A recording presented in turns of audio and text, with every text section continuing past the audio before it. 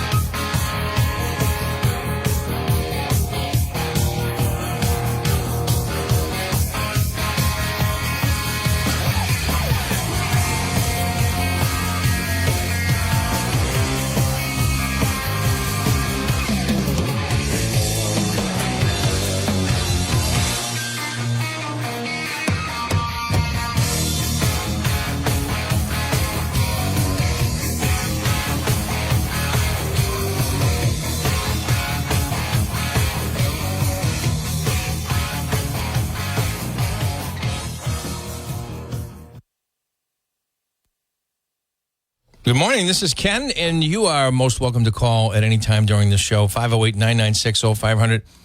Interesting show today. We'll have the Democratic candidates for the 9th Bristol seat for the House of Representatives. Chris Markey is vacating the seat as he is running for the Attorney General. So we'll have on Ed Camara and Steve Medeiros at 11 a.m. And at 10 a.m., I'll have John Sapichetti, former Boston Herald sports writer and former Boston Herald radio colleague of mine, and he's still quite active writing for a few publications online. And we'll talk about the NFL preview, and that's at 10 o'clock. But this hour, I'm going to mix it up a little bit. Brian wanted to come in and talk a little bit about the guitar instrument for some reason, but I'm always up for that. You know me and music, but. We get an attorney general who is turning her back on a $2 billion contract secured by Congresswoman Ayanna Pressley, a former Boston City councilor with Andrea Campbell. This is her friend, and her Presley's ex-convict husband has secured a $2 billion contract to build a courthouse out in Springfield. And there's a lot of pushback, but not by the Attorney General, who should be doing her job. The Dartmouth resident is turning a blind eye to it all, and the governor's defending it. This is what happens when you have a one-party state.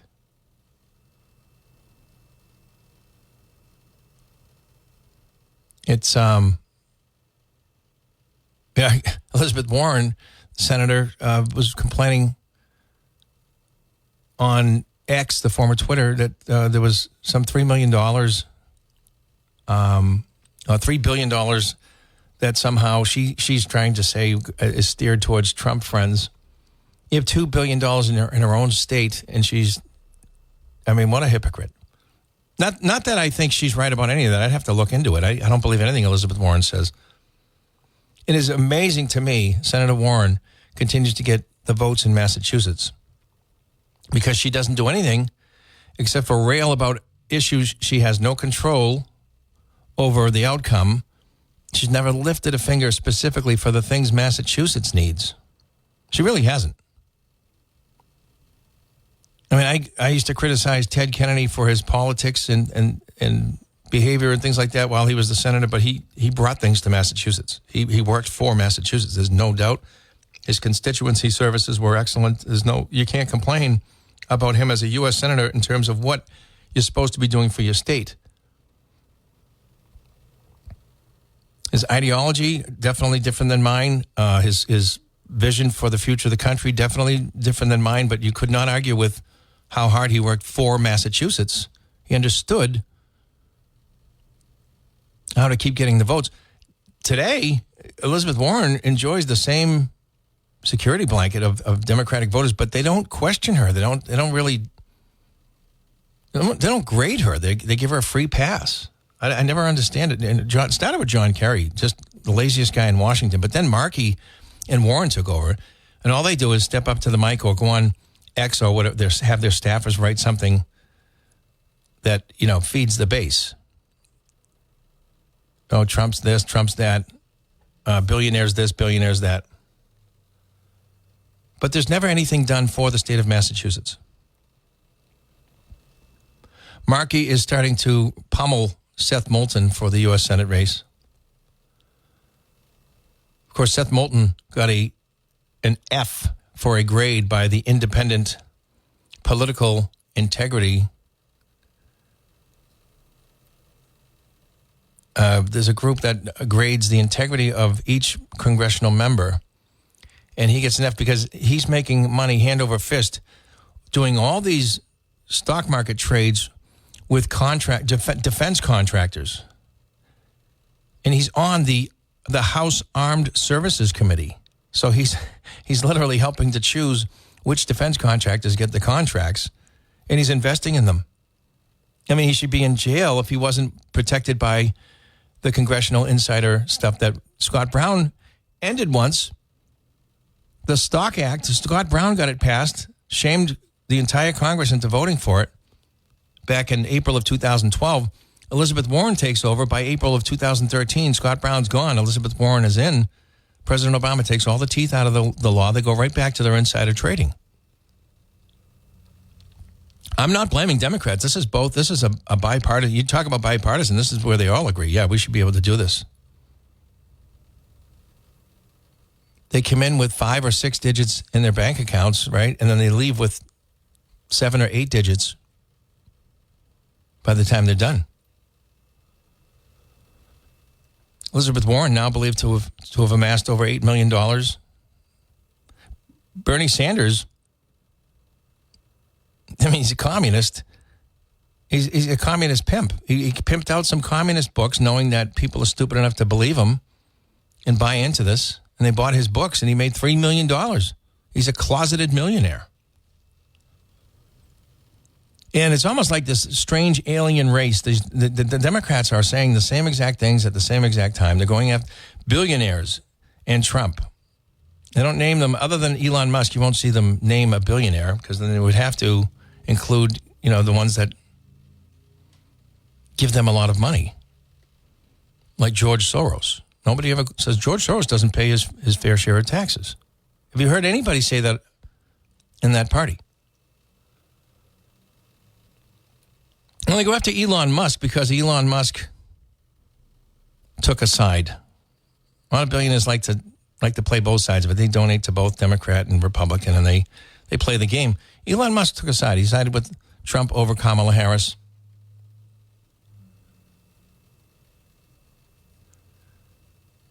And Bernie Sanders has never lifted anybody out of poverty but himself. Elon Musk, all right. How about creating 180,000 jobs, 800,000 indirect jobs, and he's created 6,000 millionaires, including kitchen personnel at his companies that he advised, invest in my business and watch what happens, and it did happen.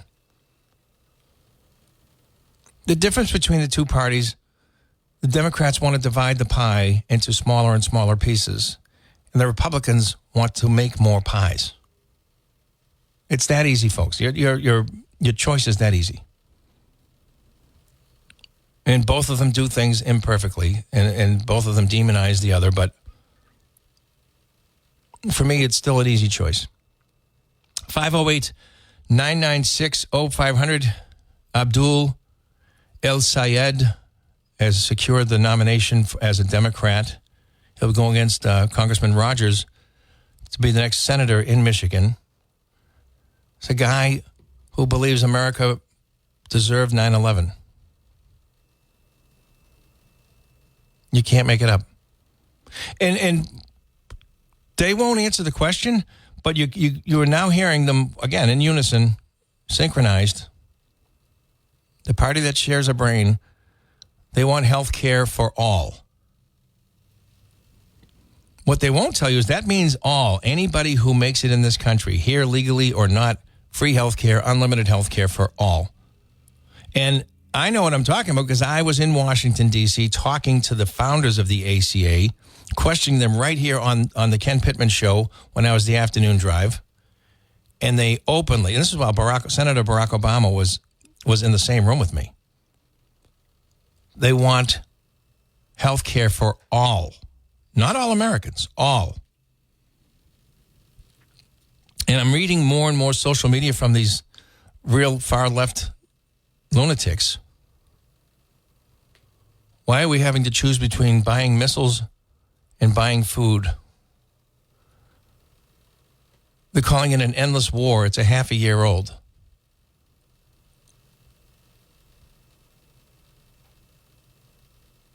I don't want any war, but it's a half a year old. It's immature and it's intellectually dishonest to call it an endless war. It's just stupid. The only way you could look at it and say it is an endless war because Iran has been at war with the United States for 47 years. And you guys can ignore the fact that they blew up through Hezbollah, their proxy. They're one and the same, and Iran just admitted it, right? They blew up a United Nations peacekeeping force and killed over 200 Marines in 1983.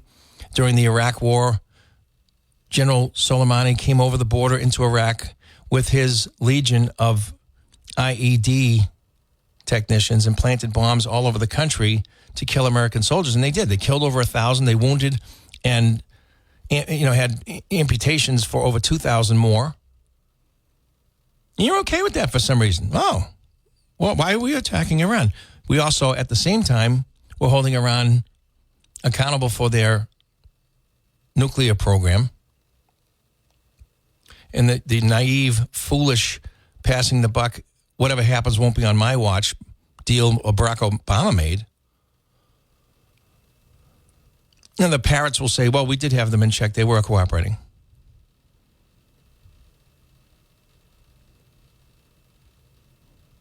So if we wanted to go in with and look at their nuclear materials and their programs, they could delay for 24 days before allowing anybody to come in and look. 24 days. And then they recently admitted they've enriched their uranium to 60%. They were never supposed to get up to 4%. They get to 20%. People are scratching their heads. Well, they really weren't supposed to do that, but Trump. And then now they're at 60%, whose only application at that level of enrichment is for weapons. And then they, just before Trump launched, they provoked and said, we have enough for 11 bombs. Why wait? Hillary Clinton, Barack Obama, George W. Bush, Joe Biden, they all promised they would bomb Iran if they started a nuclear weapons program. What's the one thing they need for a nuclear weapons program? Enriched uranium. And they have it. They had it. They could still have it more somewhere, but we've decimated most of their program, if not all, thanks to Donald Trump, who drives me crazy. And here he is once again, foolishly declaring they have a deal. The only thing Iran is doing is buying time and waiting for the Democrats to win the midterms and rescue them so they can go back to their ways.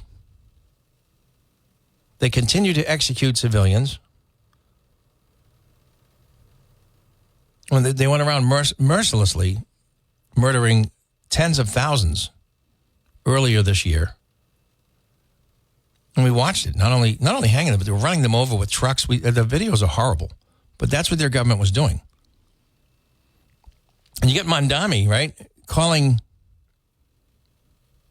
Netanyahu a war criminal who's going to be arrested if he comes to New York. Of course, he didn't have that power, the damn fool.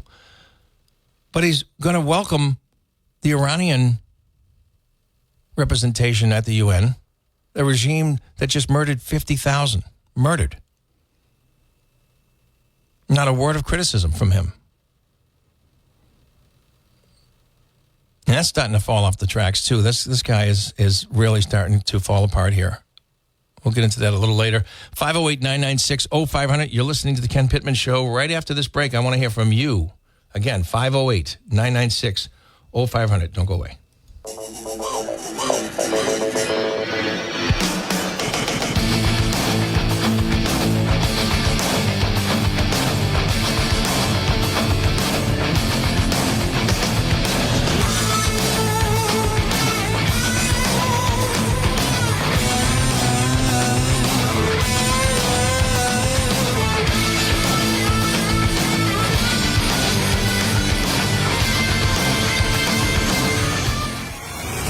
This is New Bedford's news talk station, WBSM. Big color, bigger savings. Sherwin-Williams Super Sale is here. Get 40% off paints and stains August 7th through the 13th with prices starting at $30.89. Whether you're refreshing your interior or exterior, we've got the colors to bring your vision to life. And with delivery, getting everything to your door is easier than ever. Shop online to have it delivered or visit your neighborhood Sherwin-Williams store. Click the banner to learn more. Retail sales only. Some exclusions apply. See store for details. Delivery available on qualifying orders.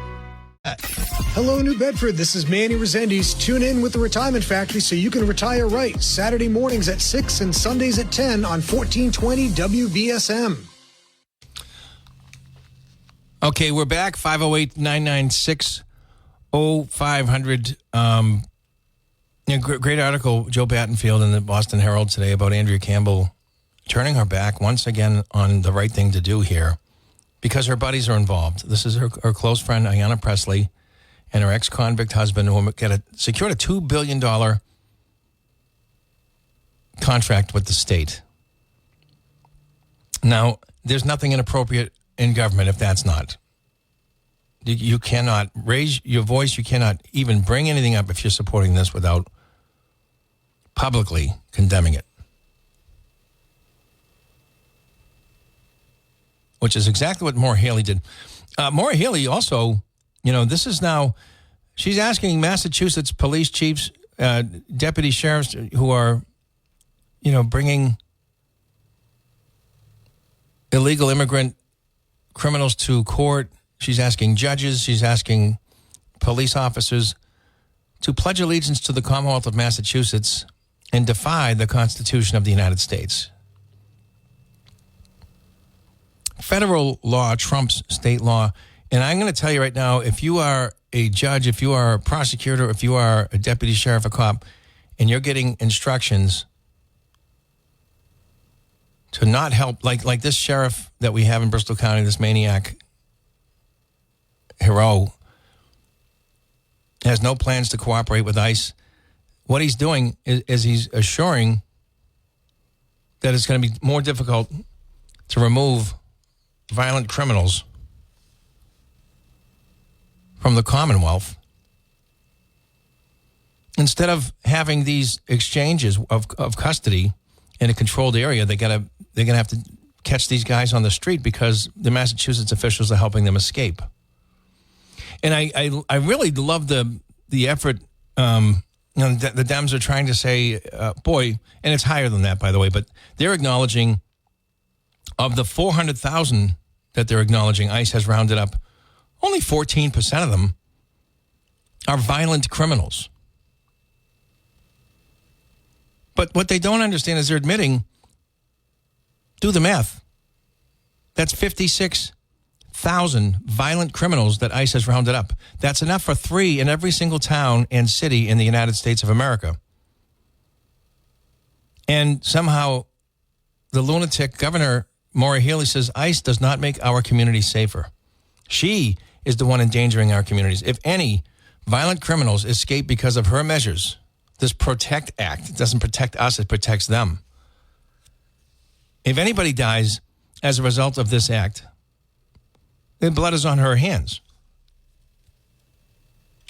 Thank you for calling. You are on the air. Good morning, Mr. Pittman. Hi. My message is for the girls out here, the women, the younger women, not the older ones like myself, because the younger ones will not understand. I don't care if they hate me, don't care whatsoever. There should be a new law put in place. Any woman that wants to join any military service and has children should not be allowed to go. The younger ones are dead. They're getting killed just like the men. We need men in the services, not women who are going to leave children behind.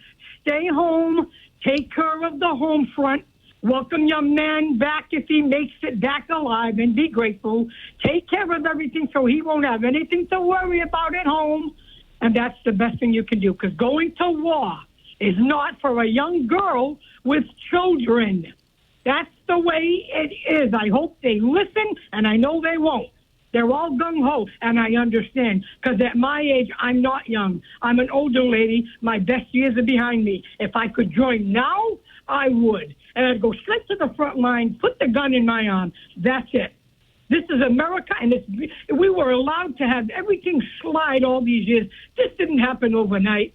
The Democrats, for many, many years, were allowing all this criminal things going on, and now we're at the stage we don't even know if we can get out of it. And Donald Trump, the only man that signed on the dotted line to step up and give up his life. That's what he did. They tried to kill him so many times already, but he came forward, giving up almost everything. And I don't know how his wife puts up with it, because I probably would have been gone by now. I don't know. But she has to be a strong lady, too. I'm talking to the girls, like I said. Don't join the services if you have any kids at home, because they're the ones that are going to suffer for the rest of their life. Well, what about the one? So, what about non-combative? I mean, there are certainly roles that women can help the services. I do understand that. Yeah. But once you join, even if you're working in an office, if they need you for war, they're going to call you out. Well, you're also a legitimate target, too. Absolutely. So you agree with me? I don't know. The Constitution does. The Constitution does. The Constitution says we should only draft men between the ages of 18 and 48. Men. Males. Well, I don't like the idea of draft unless it's absolutely... Right now, we're so bad, we can use anybody right now. And I know these young women are so anxious to get in there. It's their country. They're proud of themselves. I'm proud of them, but we just lost another young girl. We just lost one. Actually, the recruiting is ahead of schedule in terms of the numbers. People are enthusiastically signing up for the military right now. I want to see soldiers around town riding around in their Jeeps. We do need the military in the inner cities also. A lot of this stuff is going down in our country, not just on the war, where they're going to fight. It's also in the cities with all this fraud, all this rape, all this drug, child abuse, kidnapping, women murdering. We need some soldiers in some of the cities if manage it. All right, thank you for calling. The Democrats will tell you, well, in my city, crime is down. Gavin Newsom, homicide is down in California. It's down nationally. So what's the common denominator nationally? I would say it's the federal government. Certainly Washington, D.C., Memphis, Tennessee, the crime has plummeted with the presence of the National Guard. I don't really want to see National Guard on the streets, military. It's not a good look, and it just feels un-American. But when you have extraordinary conditions like the murder rate in Chicago, that kind of thing, and you have a mayor who calls it silliness. These are silly kids. This guy is a nut. The mayor of Chicago, and you get a government that you deserve in a democracy because you voted for it. You deserve what you get. We do in Massachusetts. Chicago does. But you have Democratic mayors like in Memphis and Washington, D.C., who can't deny it. The presence of the National Guard has really made a difference in the crime. And as far as California, well, what do you think ICE has been doing? They've been rounding up 3 violent criminals in every town and every city in America. Maybe that's got something to do with your statistic that you're boasting about, Gavin Newsom. Maybe just a little. How many cities and towns are in California? And then multiply that by 3, and there's how many violent criminals are out of there. It's actually slightly over 3, and that's just what the Democrats will acknowledge. They're saying it's 14%. Homan from the border security is saying that it's higher than that. It's much higher as far as the ratio of criminals to the total net. Those totally in the net of ICE. They go after violent criminals, and then if there's locations of other illegal immigrants in a certain area, they're going to get them while they're there. It's called efficiency. They're not the focus, but while they're in that radius, it just makes it more efficient to get them while they're there. It's the law. That's what America voted for. Maybe not you personally, but 77 million Americans voted for Donald Trump to remove the masses that Joe Biden invited in. You know, even the Democratic Party, after it was too late, started acknowledging it was a catastrophe. You had Kamala Harris, the border czar, giggles herself, saying the border is secure, while the hordes, the thousands, are just marching into the country, waiting to get processed and caught and released so they can laugh at the immigration court. The dates that they have in the papers all show up and will hear your refugee status. 9 out of 10 or more don't even bother showing up. They laugh at the system.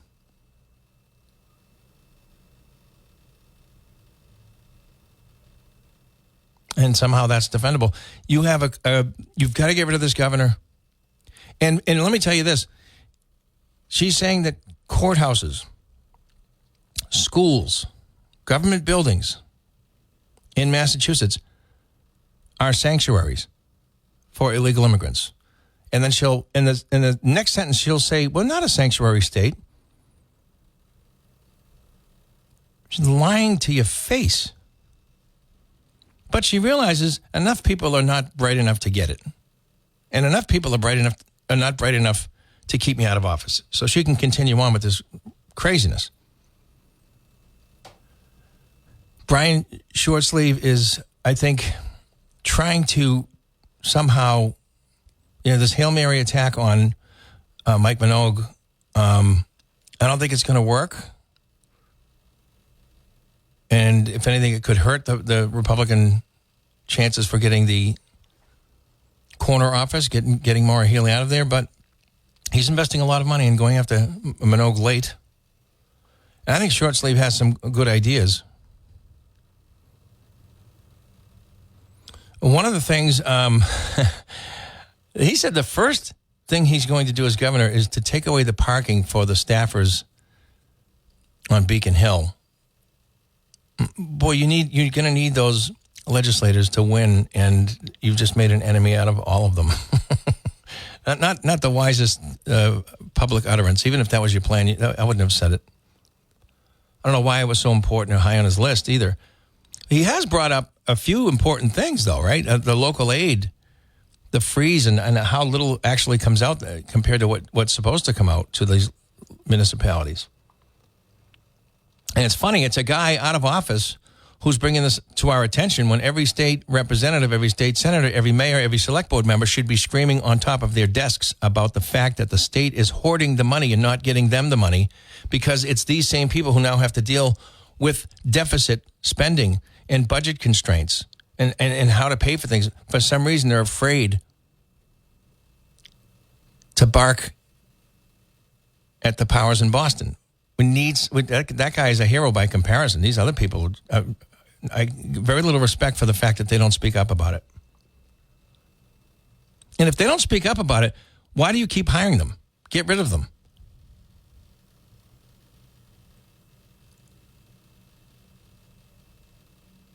(508-996-0500). We will have John Sapichetti on to do an NFL preview at 10, and then we'll have the Democratic candidates for the 9th Bristol, Steve Medeiros and Ed Camara, will be on to talk about why you should vote for them. I had the Republicans on a couple of weeks ago, and Chester Tam and Henry Bousquet were on.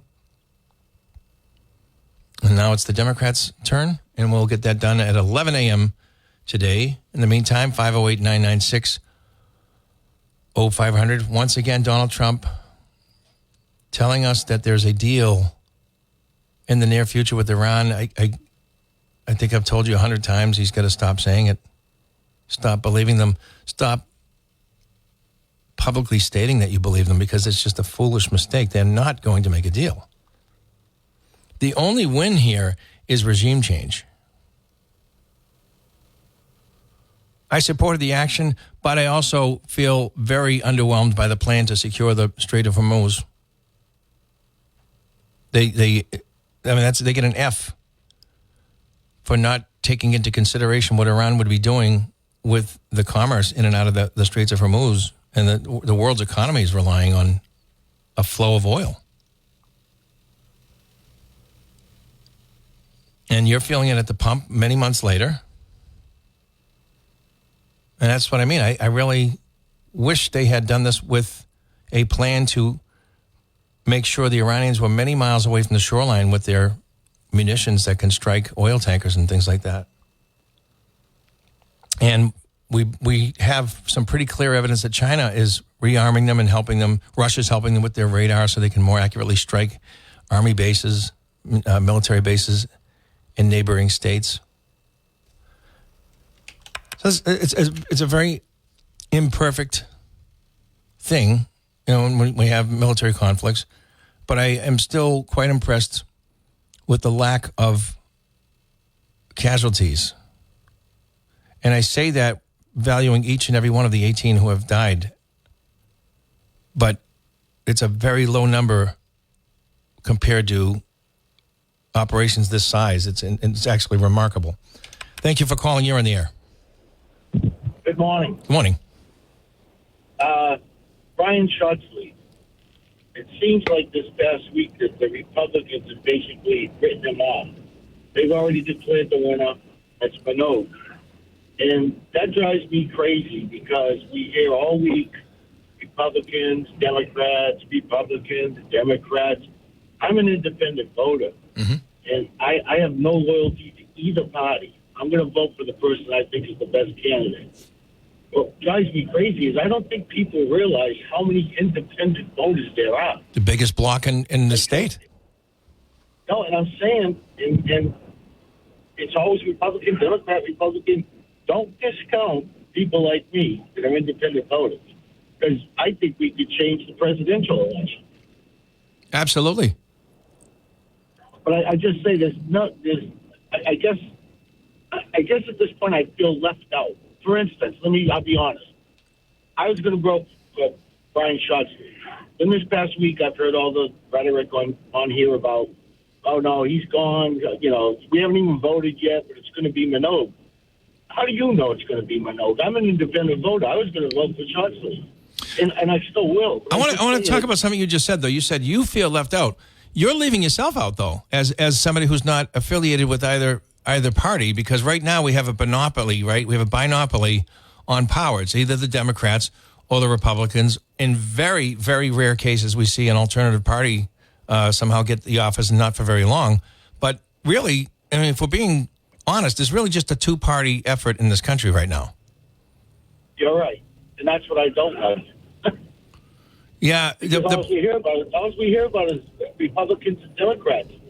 Don't cut yourself short. There's a big group of us out here that could turn any election on its ear. Absolutely. So it's just, so I'm just saying, it feels like nobody addresses us.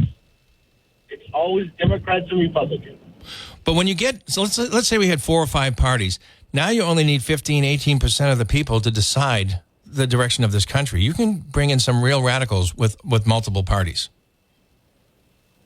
Right. I guess what I'm saying is candidates have to be careful, because if they're only focused on what the Republican Party and the Democratic Party is doing or saying, they're missing the boat. Because there's a ton of us out here that don't have an allegiance to either one of the parties. And we could decide to vote. So all I'm saying is don't discount us. Don't keep, it's not just Republicans and Democrats. That's the party. I get it. But we vote too. I guess that's the way I'll leave it. So I'll defer to a better mind than mine. And that was do you remember Jeff Beatty? Jeff Beatty was a Delta Army captain, and CIA, FBI, just all the accolades, just the most impressive, background in terms of serving his nation and in security and intelligence. And he explained it to me this way: the goals of the politician, the priorities is personal empowerment, then party empowerment, and then whether it's the state or national empowerment. But the priorities are backwards, where I agree with you. I think, any candidate should be talking about what's better for the state, not for the Republican Party or the Democratic Party. What's better for what's better for the country first, right? But they have it backwards. They do what's right for them, then their party, and then the country or the state or whatever they're representing. Right. I agree with that 100%. And I'm a little biased. I'm honest when I come on the air. I don't come on office. I can't stand Donald Trump. I'm a Vietnam veteran. I got drafted. He didn't go. A lot of other people didn't go. Joe Biden didn't go. But Biden didn't go. Most of them don't go. But my point is, I'm just being honest. So when he stands up there, and like the woman said a little while ago, oh, he's taking a bullet for us. Give me a break. Give me a break. Well, I think she meant he didn't need it. He doesn't need this. He could have enjoyed the rest of his life and not had all these enemies built up, but he decided to get involved. Yeah. And I agree with that, too. But my answer to that is I didn't ask him to run. No, he wanted to run because he thought he could make a difference. If you don't like it, then don't go into it. Yeah. You can't go in and complain and cry and, blah, blah, blah. It's just ridiculous. I mean, even yesterday he was on and he's like, oh, the American public's not mad at me. They're mad at the Republican Party. Give me. No, listen, I get it. Listen, and it's entertaining. But you get where I'm coming with this. It's like, just shut up and do your job. That's not going to happen. He's not going to ever shut up. I know, but you agree with me, though. I said, well, I don't care if you agree with me, but my thing is, it seems like he hurts himself. I'm not totally against him. I like his immigration policy. I'm not like that, but I'm just saying he opens his mouth so much. No, his ego, and he's uncoachable, and his impulsive utterances drive me crazy, and it just... I'm fascinated by the fact that he's got such good political instincts and such terrible political instincts to when to speak and when not to speak. Exactly. Yeah, no, I agree with you on that 100%. Anyway, that's my 2 cents. I appreciate it. Thank you for taking my call. It's an important one. You're an independent. We want to hear from independents all the time. Thank you. Right. Thank you. Yeah, but when you say you feel left out, you've left yourself out when it comes to these primaries, things like that. I think it's healthy. The Brian Shortsleeve and Mike Minogue, I wish they had public televised debates. I'm told Minogue was the reason they didn't. I don't know. I think it's always healthy. And I think Minogue needs people to know who he is and what he's about. I think when I watch his ads, I see a very competent thinker, that kind of thing, an accomplished man, but I think he's overestimating how well we know him. The ads don't, he should have been building this I'm Mike and this is who I am kind of thing. He's had a long time to do it. He's had a lot of money to do it. I don't think he's done a good job in that area. If I was advising him, which I'm not, obviously, I would have had him work on that because people know who Maura Healey is. They know her background. I don't think they know a lot of the negative things about her. When she was Attorney General or an Assistant Attorney General under Coakley, I think she was crazy, but I think they at least know through the press, the very friendly press, a little bit more about her than they do about him. I think he's got to catch up there. I wish he would. It doesn't seem Shortsleeve's going to win. He's brought up some important things. And we should be grateful for that. Just like Donald Trump, no matter what you think about him, it's funny because before Trump, most of us in this country, left, right, center, would agree that we need an outsider, not an insider who's just going to play ball and continue the mass corruption on the inside. We can finally get somebody from the outside, and more than half of you were tricked by we'll call them deep state. They really are. They're by the powers of this country who did not want an outsider. No, they don't want to wrench in those gears. Everything's working for them personally. Why would they want things changed? Now, he's made his own enemies. He's burned his own bridges on top of it. I'll give you that. But they went after him like nobody I've ever seen persecuted politically. I mean, he was impeached before he got in office. He was impeached while he was in office. He was impeached after he got out of office. Then they call him a king wannabe, no kings. And then these lunatics, these same people who show up for these rallies, are now trying to abolish the Senate, which is the greatest countermeasure to the executive branch powers. This is how stupid they are. They want no kings. They want to limit the executive power. But then the greatest weapon to limit the powers of the executive branch, the president, is the U.S. Senate. And they want to abolish the Senate because they're just parrots. They don't know what they're saying. They say what they're told to say. They hold a sign that they're told to hold. It's ridiculous how ill-equipped these people are because they're not thinkers. Thank you for calling. You're on the air. Good morning, my friend. How you doing? Hello. Yeah, okay. I disagree with you about short sleeve. I think short sleeve can win. And he's not going to win because of Republicans, okay? He's going to win because of that guy that just called in. Well, he's got to get the nomination first. Yeah, I know. But he's not going to win and beat short sleeve. I'm saying short sleeve is going to beat him because it's disenchanted Democrats and disenchanted unenrolled like me who are going to determine this thing. And if they get out there and they vote for short sleeve, there's not that many Republicans in this state that are going to push Mike Minogue or Mr. Somebody, as he calls himself, which is a terrible way of introducing yourself to people. It shows that, to me, he's got no idea.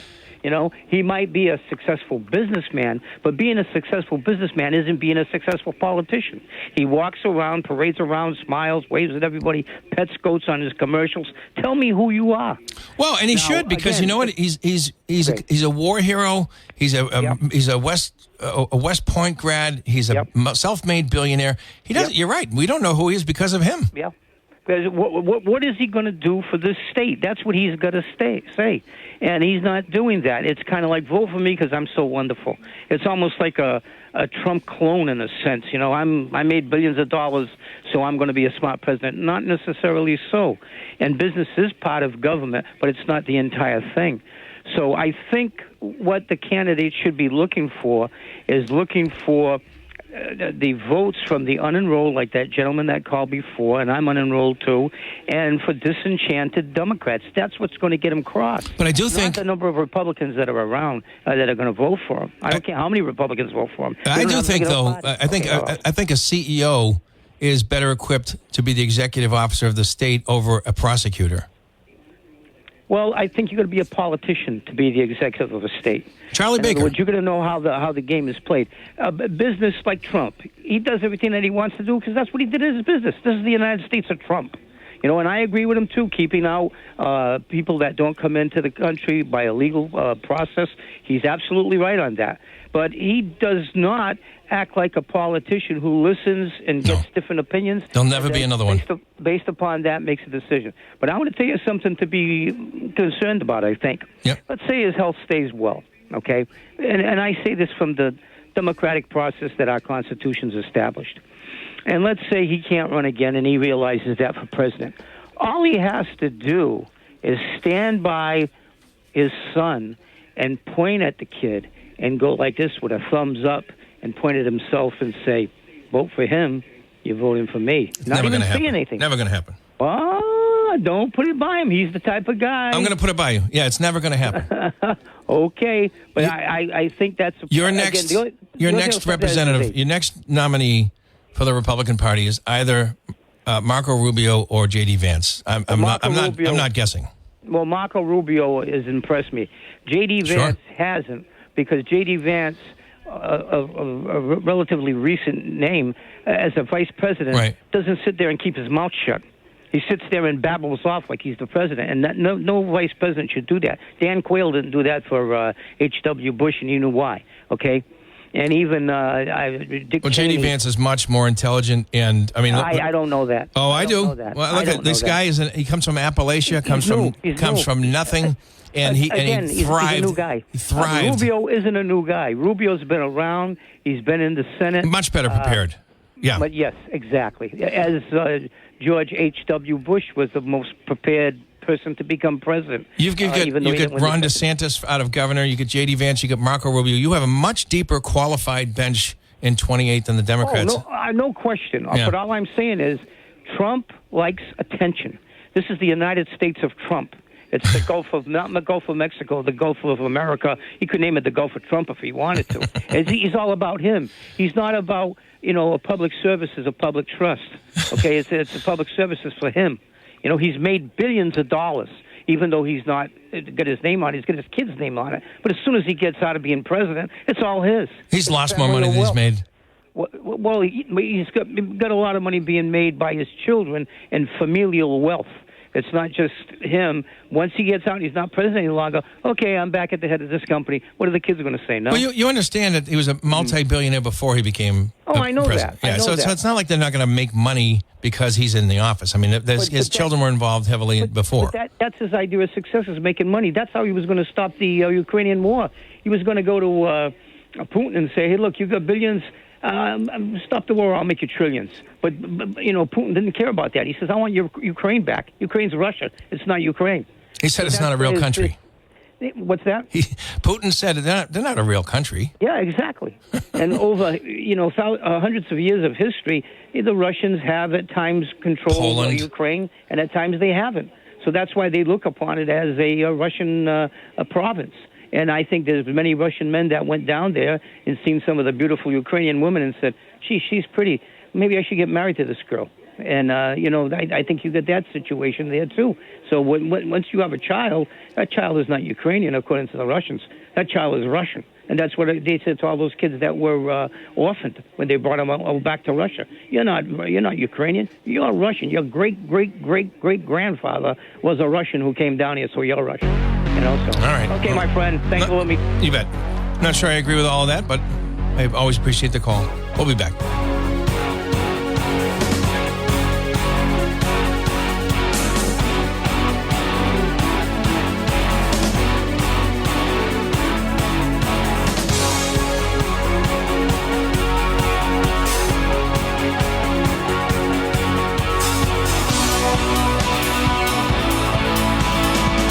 Stay up to date on the latest news. I follow the news pretty much throughout the day. New Bedford's news talk station, WBSM.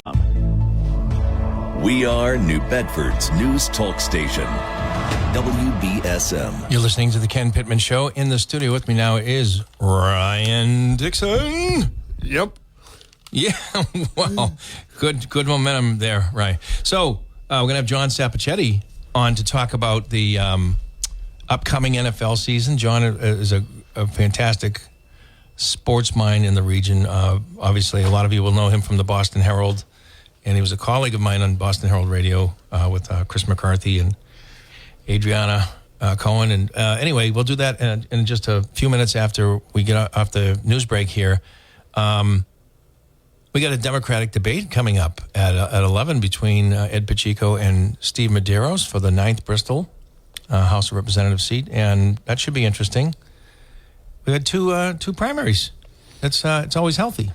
Yeah, we have a primary for both sides in the 9th. Yeah. We got a primary in the district that represents Westport, Ken, for the Republican side. Schmidt's vacating seat, right? Yeah, so Jesse and Jesse St. Gelais. Yeah. He's in a primary against Christopher Thrasher, I think his name is. Okay.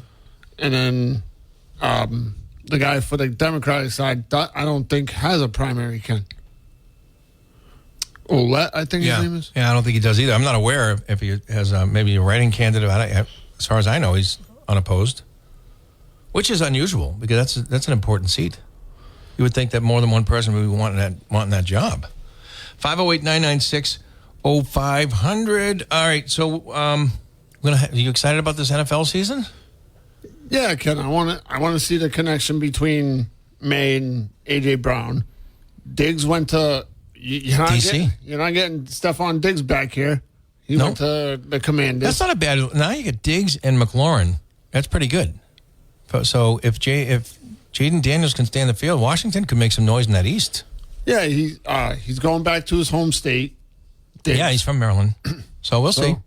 Anyway, we're going to come back in just a few moments with John Sapichetti, and then we'll do the debate for the Democrat candidates in the 11 o'clock hour. Don't go away. You're listening to Ken Pittman with Ryan Dixon here on WBSM.